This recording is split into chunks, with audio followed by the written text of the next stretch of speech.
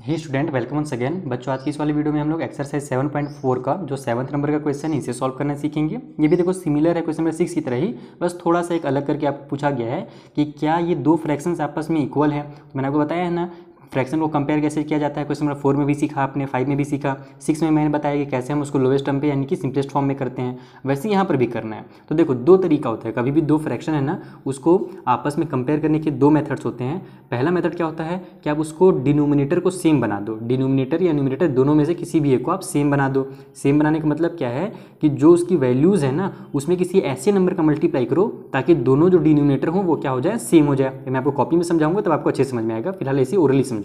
उसके बाद क्या है, तो जब आपका डिनोमिनेटर सेम हो जाएगा तब आप देखना कि न्यूमिनेटर अलग अलग है या सेम है। अगर न्यूमिनेटर भी अगर हमारा सेम हो जाए डिनोमिनेटर के साथ तो समझ जाना कि वो जो हमारे हैं ना वो आपस में इक्वल है, ठीक है। और कभी भी जब डिनोमिनेटर सेम हो जाता है तो वैसे फ्रैक्शन को लाइक फ्रैक्शन कहा जाता है, और जब डिनोमिनेटर अलग अलग रहता है दो फ्रैक्शन का तो उनको आपस में अनलाइक फ्रैक्शन कहा जाता है, ठीक है। तो आइए चेक करते हैं इसको सॉल्व करने के लिए। हाँ, और दूसरा मेथड भी मैं आपको बता दूं कि दूसरा मेथड क्या है, नंबर्स को कट करके बनाना। यानी कि अगर नंबर कट हो रहा है तो उसको छोटा फॉर्म में बना दो, यानी कि दोनों को सिंपलेस्ट फॉर्म ले आओ और दोनों का सिंपलेस्ट फॉर्म को मैच कर लो। लेकिन उसमें कई बार ना थोड़ा सा आंसर आपका आगे पीछे हो सकता है, क्योंकि बच्चे कई बार कंफ्यूज हो जाते हैं दोनों मेथड में से। तो मैं यहाँ पर क्या करूँगा, एक ही मेथड आपको पूरा बता देता हूँ, और उस मेथड में हम क्या करेंगे, जो हमारा बेसिक मेथड है यानी कि डिनोमिनेटर को सेम करने वाला, फ्रैक्शंस को लाइक फ्रैक्शन बनाने वाला, वो मेथड हम इसमें सीखेंगे। और हमेशा की तरह जो मैंने प्रीवियस वीडियो बनाई क्वेश्चन नंबर 6 तक, या जो नेक्स्ट वीडियोस में बनाऊंगा आगे के वर्ड प्रॉब्लम्स का, तो उनका लिंक भी आपको नीचे डिस्क्रिप्शन बॉक्स में मिल जाएगा। आइए स्टार्ट करते हैं।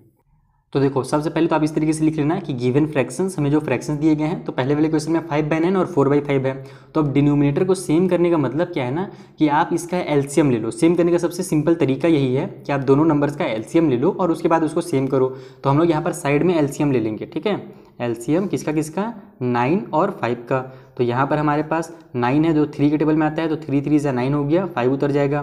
फिर 3 1 जा 3 हो गया, 5 उतर गया। अब ये हो जाएगा हमारा 5 1 जा 5, और ये 1 का 1 उतर जाएगा। जब हम आपस में मल्टीप्लाई करेंगे 3 × 3 है ना, और मल्टीप्लाई 5, तो 3 3 जा 9 हो गया, और 9 5 जा हमारा 45 हो गया। तो ये हो जाएगा हमारा जो एलसीएम यहाँ पर 45 हो गया। इसका मतलब क्या है कि हम दोनों डिनोमिनेटर को 45 बना सकते हैं। एलसीएम इसीलिए हमने लिया है। देखो आप और भी कई नंबर बना सकते हो, इससे आप बड़े नंबर भी बना सकते हो, बस ये ध्यान रखना कि कुछ ऐसे नंबर से मल्टीप्लाई करो जो दोनों के टेबल में आता हो। जैसे मान लो मैं 9 का 2 से मल्टीप्लाई कर दूँ, ठीक है, तो 5 का भी मैं 2 से मल्टीप्लाई कर दूँ, तो क्या दोनों का टेबल आपस में मैच करेगा क्या। 9 का टेबल 2 से अगर मैं मल्टीप्लाई करता हूँ तो 18 आएगा, और 5 का टेबल में हमारा 10 आ जाएगा। तो अलग अलग नंबर आ रहा है, हमको क्या करना है, डिनोमिनेटर को सेम लाना है, इसीलिए एलसीएम लिया गया है। क्योंकि देखो जब मैं एलसीएम लिया हूँ ना तो मुझे पता चल गया कि मुझे डिनोमिनेटर को 45 बनाना है जो दोनों के टेबल में आता है। तो जैसे मैंने लिखा यहाँ पर 5/9, पहले हम 5/9 को सॉल्व करेंगे।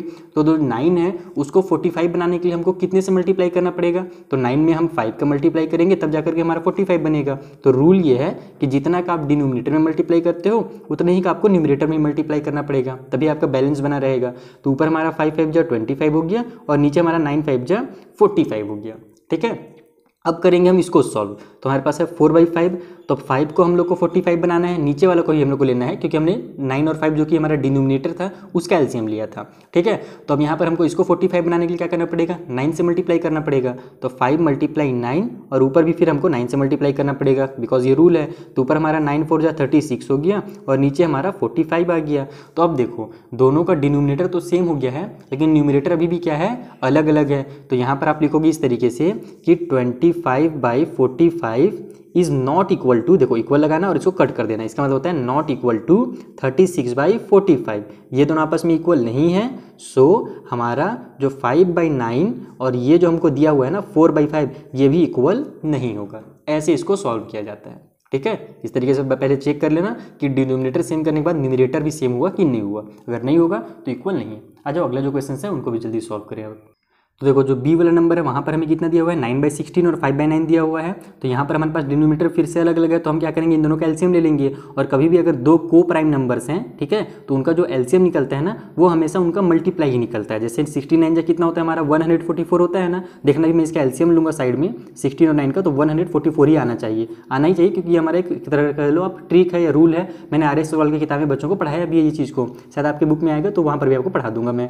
तो देखो दोनों हमारा किससे डिवाइड हो रहा है, किस सेम नंबर से से तो हो नहीं रहे, छोटे नंबर से हम लोग स्टार्ट करते हैं। जैसे ये 2 से हो रहा है तो 2 से भी कर लिया, फिर 4 से कर लेते हैं, टाइम बचेगा।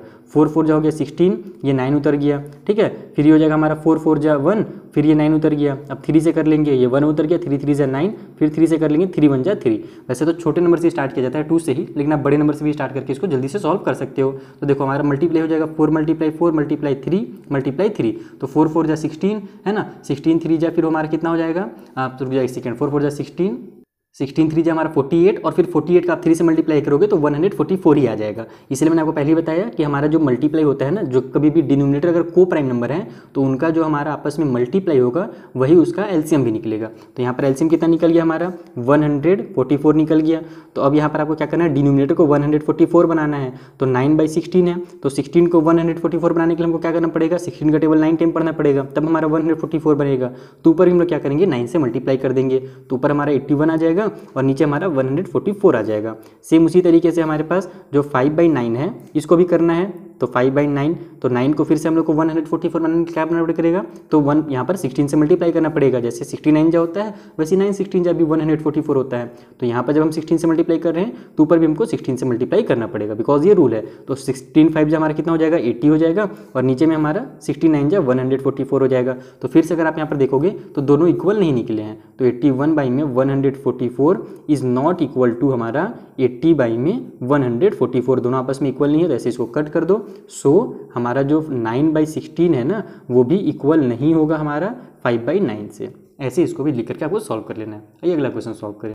तो ये हमारा सी नंबर का क्वेश्चन है। यहाँ पर 5 है और नीचे में 20 है। तो 5 और 20 का एलसीएम देखना 20 निकलेगा, बिकॉज हम जानते क्या है, दूसरा ट्रिक क्या है हमारा कि जब कभी भी 2 नंबर दिए रहे हैं और जो हमारे पास छोटा नंबर है और जो बड़ा नंबर है, तो बड़ा नंबर अगर छोटे नंबर के टेबल में आता है ना तो आप समझ जाओ वही बड़ा वाला जो नंबर रहेगा वही उसका लोएस्ट कॉमन मल्टीपल हो जाएगा। तो यहाँ पर मैं निकाल के भी आपको दिखा देता हूँ।